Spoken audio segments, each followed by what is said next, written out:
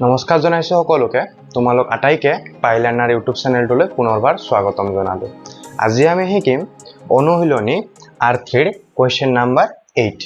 তো চাবা কোৱেশ্চনটোত কি কৈছে, উৎপাদক বিশ্লেষণ নকৰাকৈ ঘনমূল নিৰ্ণয় কৰা। ঘনমূল অনুমান কৰি লিখিব দিছে হা। তো চাবা এটো কি কৈছে, উৎপাদক বিশ্লেষণ নকৰাকৈ আমি উৎপাদক বিশ্লেষণ কৰিব নোৱাৰো। আমি কেনেকৈনো অনুমান কৰি ফেলে এটা ঘনমূল উলিয়াব পাৰো চাবা সংখ্যাটো কি দিয়া আছে 12167। ঠিক আছে, মই এইখিনি লিখিছো, এইখিনি তোমালোকে মনত ৰাখিব লাগিব। তে চাবা ইয়াৰ পৰা ইয়ালৈ তুমিতো ভালকে মুখস্থ ৰাখিবই লাগিব।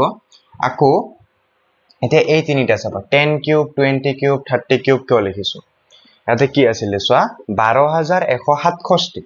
এটো কাৰ ভিতৰত সোমায়, 8000 আৰু 27000 ৰ ভিতৰত থাকিব হয়নে। 12000 টো 8000 আৰু 27000 ৰ ভিতৰত থাকে। তাৰ মানে কি গম পালো, যেটো আমাৰ ঘনমূল উলিয়াব নহয় 20 তকৈ ডাঙৰ থাকিব কিন্তু 30 তকৈ সৰু থাকিব। ওকে, নাও চাবা এককৰ স্থানত যদি 1 থাকে তাৰে যদি আমি ঘন উলিয়াও, যেটো ঘন সংখ্যাৰো এককৰ স্থানত 1 হৈ থাকিব। এককৰ স্থানত যদি 2 থাকে ঘন সংখ্যাৰো এককৰ স্থানত 8 থাকিব। তো এনেকে মই লিখিছো হা। তো যদি এককৰ স্থানত কোনো এটা সংখ্যাৰ এককৰ স্থানত যদি 7 থাকে, মই তাক যদি ঘন উলিয়াও ঘন সংখ্যাটোৰ এককৰ স্থানত 3 পাবা। তো এইখিনি চাবা। নেক্সট চোৱা, আমি গম পালো যে এই সংখ্যাটো যেটো 12167 সংখ্যাটো 20 আৰু 30 ৰ ঘনমূলৰ ভিতৰত আছে। তাৰ মানে 20 আৰু 30 ৰ ভিতৰত থাকিব ইয়াৰে ঘনমূলটো। ওকে, এতিয়া চোৱা ইয়াৰে শেষৰ সংখ্যাটো কি, শেষৰ অংকটো 7। তো তুমি চোৱা এতিয়া যে কোনটো ঘন সংখ্যাৰ শেষৰ স্থানটোত শেষৰ অংকটোত 7 আছে। চোৱা 3 যদি কিবা এটা সংখ্যাৰ শেষত যদি থাকে, এককৰ স্থানৰ অংকটো যদি 3 হয়, তেতিয়া তাৰে আমি যদি ঘন সংখ্যা উলিয়াও ঘন সংখ্যাটোৰ এককৰ স্থানত 7 থাকিব। অৰ্থাৎ কি গম পালো যে আমাৰ যেটো আমি ঘনমূল উলিয়াম তাৰে এককৰ স্থানত 3 পাম। কিয়, কাৰণ তেতিয়াহে আমি যেতিয়া ইয়াৰে ঘন কৰিম এককৰ স্থানত 7 পাম। ইয়াতে চোৱা 7 আছে। তো আমাৰ উত্তৰটো কি হ'ব 23। কিয়, কাৰণ 20 আৰু 30 ৰ ভিতৰত আছে। তো এইটো এনসাৰটো হ'ব 23। তো লিখি দিবা এনেকে। কেনেকে লিখিবা, এনেকে লিখিলেও হয় 12167 is equal ঘনমূলৰ চিহ্নটো দিবা, এইটো মানে হল 23 কিউব। তো এই দুটা কাটাকাটি হৈ এনসাৰটো হল 23। শেষত লিখি দিব পাৰা 12167 ঘনমূল 23। বুজি পাইছা। এনেকে আমি বাকি কেইটাও কৰিম। নেক্সটটো চোৱা কি দিছে 8000। 8000 টো বহুত সহজ। কিয়, আমি ডাইৰেক্ট জানো যে 8000 মানে 20 ৰ ঘনমূল। তো লিখি দিয়া এনেকে, cube root of 8000 is equal 20 cube অৰ্থাৎ 20। তো নেক্সট চোৱা 4096।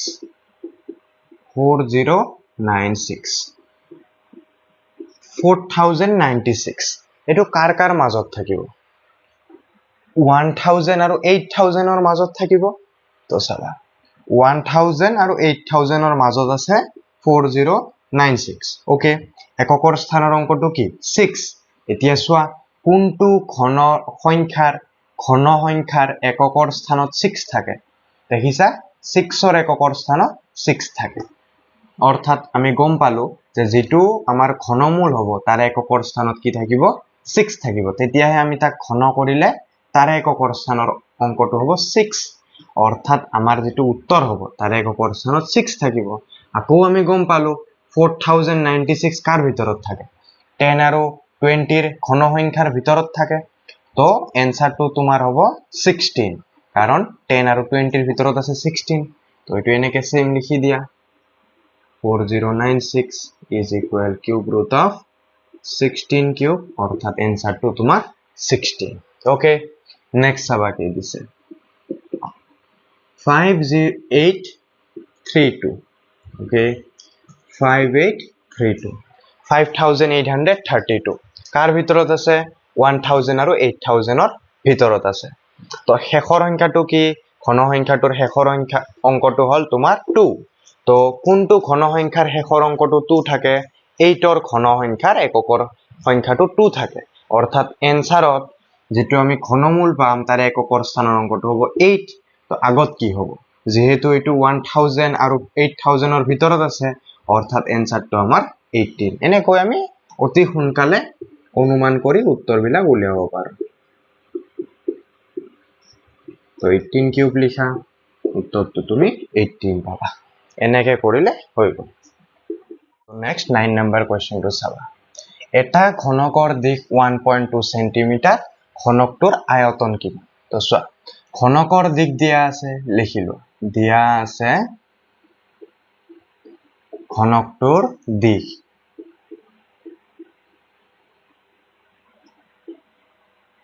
ইকুৱেল 1.2 সেন্টিমিটাৰ আমি জানো ঘনকৰ আয়তন কিমান হয় ঘনকৰ আয়তন দিশ কিউব লিখিলো ঘনকৰ আয়তন সমান সমান দিশ কিউব এতেকে লিখিবা পিছত ঘনকটোৰ আয়তন হ'ব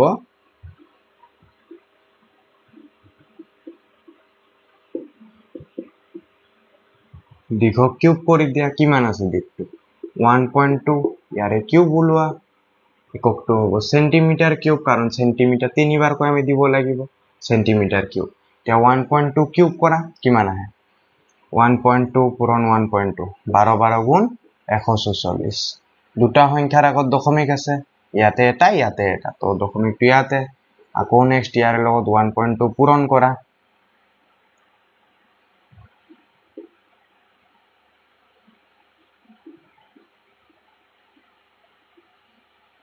1728 আৰু দশমিকটো তোমাৰ 1.728 হ'ব 1.728 সেন্টিমিটাৰ কিউব এটো হল নিৰ্ণয় উত্তৰ নেক্সট 10 নম্বৰ কোৱেশ্চনটো চাবা এটা ঘনক আকৃতিৰ বাকচৰ আয়তন 6859 ঘন সেন্টিমিটাৰ হলে বাকচটো কিমান ওখ হ'ব ঘনকৰ আমি আমাৰ দিয়া আছে আয়তন ওকে ঘনকৰ আয়তনৰ সূত্ৰটো অকমান আগতে পালো কি হয় দিশ কিউব বুলি লিখিছিলো ঠিক আছে তো আমি দিশ লিখো প্ৰস্থ লিখো হাইট মানে ওখটো লিখো একে কথা তিনিটা কাৰণ ঘনকৰ তোমাৰ কি হয় দিঘো একে প্ৰস্থ একে যেটো ওখ থাকে এটো একে থাকে তো তেনেকে আমি কৰিব পাৰো তো ফৰ্মুলাটো তোমাৰ একে হ'ব তো দিয়া এনেকে লিখা দিয়া আছে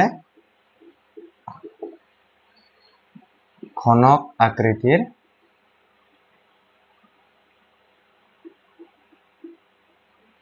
বাকচটোৰ আয়তন কিমান দিয়া আছে 6859 সেন্টিমিটাৰ কিউব বা ঘন সেন্টিমিটাৰ ওকে এতেকে বাকচটোৰ উচ্চতা এনেকে আমি ক'ব পাৰো উচ্চতা মানে কিমান ওখ এটো গম পাইলা সমান সমান কি হ'ব ফৰ্মুলাটো যে আমি জানো ঘনকৰ আয়তন মানে কি দিশ বা প্ৰস্থ বা উচ্চতা কিউব ওকে কাৰণ তিনিটা কি হয় সমান হয় উচ্চতা কিউব তাৰে পৰা যদি আমাক উচ্চতাটো যদি লাগে তো আমি কি কৰিম ঘনকৰ আয়তনটো ইয়াতে লিখিম তেতিয়া আমি উচ্চতা পাই যাম মানে আমি ঘনমূল যদি উলিয়াও উচ্চতাটো পাই যাম আয়তনৰ যদি আমি ঘনমূল উলিয়াই দিও উচ্চতাটো আমি পাই যাম তো ইয়াতে আমি আয়তনৰ কি উলিয়াব লাগিব ঘনমূল কৰিব লাগিব 6859 এককটো হ'ব তোমাৰ সেন্টিমিটাৰ ইয়াৰে ঘনমূল লাগে ওকে আমি এতিয়া আকৌ মৌলিক উৎপাদকীকৰণ পদ্ধতিতে কৰি নাচাও কিয় আমি জানোৱে ডাইৰেক্ট আমি ক'ব পাৰো ওকে চাবা 6859 আছে এই সংখ্যাটো কাৰ কাৰ মাজত আছে 1000 আৰু 8000 ৰ মাজত আছে ওকে নেক্সট ওয়া যেটো ঘন সংখ্যা আছে তাৰ এককৰ স্থানত কি আছে 9 তো কোনটো ঘন সংখ্যাৰ এককৰ স্থানত 9 থাকিব যেটো 10 আৰু 20 ৰ ভিতৰত আছে চোৱা 19 যদি কৰি দিয়া কাৰণ 9 ৰ এককৰ স্থানত 9 থাকে অৰ্থাৎ আমাৰ যেটো ঘনমূল হ'ব তাৰ এককৰ স্থানৰ অংকটো হ'ব 9 আৰু যেহেতু 10 আৰু 20 ৰ ভিতৰত আছে তো এটা আগত 1 লগাই দিলে হ'ল তো এনসারটো তুমি 19 পাবা তো ঘনক বাকসটোৰ উচ্চতা হ'ল 19 সেন্টিমিটার ওকে তো নেক্সট কোয়েশ্চনটো মন দিবা 11 নাম্বার কোয়েশ্চনটো চাবা শুদ্ধ উত্তৰটো আমাক উলিয়াব দিছে 23 ৰ ঘনৰ একক স্থানৰ অংকটো হ'ল আমি 23 ৰ ঘন সংখ্যাটো উলিয়াম তাৰে এককৰ স্থানত কি থাকে ঠিক আছে চোৱা এই টেবুলটোলে লক্ষ্য কৰা যদি এটা সংখ্যাৰ এককৰ স্থানত 3 থাকে তেতিয়া হলে তাৰ ঘন সংখ্যাৰ এককৰ স্থানত কি থাকিব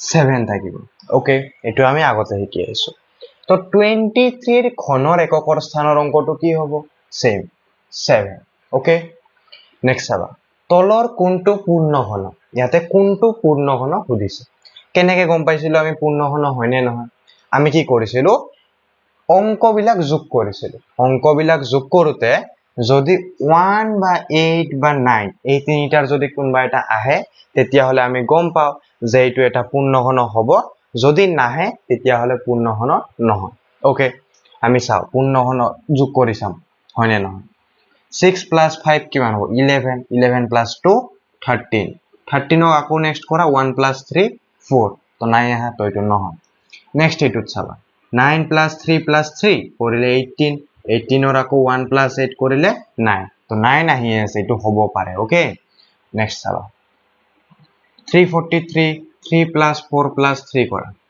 6 plus 10 10 আহিল তো 1 plus 0 equal 1 তো এইটো হ'ব পাৰে এই দুটা হ'ব পাৰে তাৰ মানে এটা নেক্সট চাবা 1 plus 2 কৰিলে কিমান পাবা 3 তো এইটো নহয় আমি ডাইৰেক্ট গম পালো যে এইটো নহয় আৰু এইটো নহয় এতিয়া আমাৰ ডাউট হৈ গল এই দুটাৰ কোনটোনো হ'ব ওকে আমি এতিয়া চাম এই দুটাৰ কোনটোনো হ'ব তো এইটো দুই ধৰণে চাব পাৰিবা এটাটো হল তোমালোকে মৌলিক উৎপাদকীকৰণ পদ্ধতিৰে চাব পাৰিবা আৰু নহলে তোমালোকৰ যদি মুখস্থ থাকে 1 ৰ পৰা 10 লৈকে তুমি ডাইৰেক্টও কৰি চাব পাৰা চোৱা 343 সংখ্যাটো 7 ৰ ঘনক তো আমি গম পাও যে এইটো এটা পূৰ্ণ ঘন সংখ্যা আৰু 933 টো চোৱা লিষ্টত নাই নাইবা তুমি যদি উৎপাদক বিশ্লেষণো যদি কৰিছোৱা তেতিয়া গম পাবা 343 ৰ ঘনমূল আহিব 7 আৰু 933 ৰ ঘনমূল তুমি নোপোৱা কিয় কাৰণ এইটো পূৰ্ণ ঘন সংখ্যা নহয় চোৱা লিষ্টত নাই 9 কিউব 729 নেক্সট 10 কিউব 1000 তো আমাৰ উত্তৰটো হ'ল 343 হৈ গল তো নেক্সট দিছে 1000 ৰ ঘনমূল কি হ'ব সেম কিমান হয় 10 কাৰণ আমি 10 ৰ যদি ঘন যদি 1000 তো 1000 ৰ ঘনমূল কিমান হ'ব 10 তো উত্তৰটো তোমাৰ 10 নেক্সট কোৱেশ্চনটো চাবা এটো ইম্পৰ্টেন্ট হা এটো পৰীক্ষাত আহে যদি m n ৰ ঘনমূল হয় কি কৈছে যদি m n ৰ ঘনমূল তাৰ মানে কি n ক যেতিয়া আমি ঘনমূল উলিয়াও n ৰ তেতিয়া আমি m পাও m n ৰ ঘনমূল ওকে নেক্সট সুধিছে তেন্তে n ৰ মান কি হ'ব ইয়াতে সব ঘনমূল হৈ আছে তো মই যদি ঘনমূলটো গুছাব লাগে কি কৰিব লাগিব এটা কিউব কৰিব লাগিব এই সাইডে এটা কিউব কৰি দিয়া কৰিলো নেক্সট এইটো যেতিয়া আমি কিউব কৰিম n পাম n ৰ মান কিমান পাম m কিউব পাম সুধিছে n ৰ মান কিমান তো n ৰ মান m কিউব এটো ইম্পৰ্টেন্ট হয় হা পৰীক্ষাত আহিব পাৰে তো নেক্সট এইটোৰ মানটো কি হ'ব সুধিছে 8 ৰ ঘনমূল কি তাৰে পৰা জানোৱে 2 27 ৰ ঘনমূল কি 3 64 ৰ ঘনমূল কি তাতে চোৱা 4 3 plus 2 plus 4 9 ওকে তো ইয়াৰে এনসাৰটো হ'ল তোমাৰ 9 তো এনেকৈ কৰিব পাৰি তো তোমালোকে এইবিলাক অতি সহজে অতি সোনকালে কৰিবৰ কাৰণে এই কেটা তোমালোকে মুখস্থ ৰাখিব লাগিব 1 ৰ পৰা 10 লৈকে পুৰা ঘন সংখ্যা বিলাক আমি মুখস্থ ৰাখিব লাগিব আৰু এইবিলাক মনত ৰাখিব লাগিব তেতিয়া আমি অতি সহজে কম সময়ৰ ভিতৰতে কৰিব পাৰিম তো তোমালোকৰ যদি ভিডিওটো চাই ভাল পাইছা ভিডিওটো চাই যদি ভাল লাগিছে তেতিয়া হলে ভিডিওটো লাইক কৰিবা কমেন্ট কৰিবা আৰু চেনেলটো সাবস্ক্ৰাইব কৰিবলৈ নাপাহৰিবা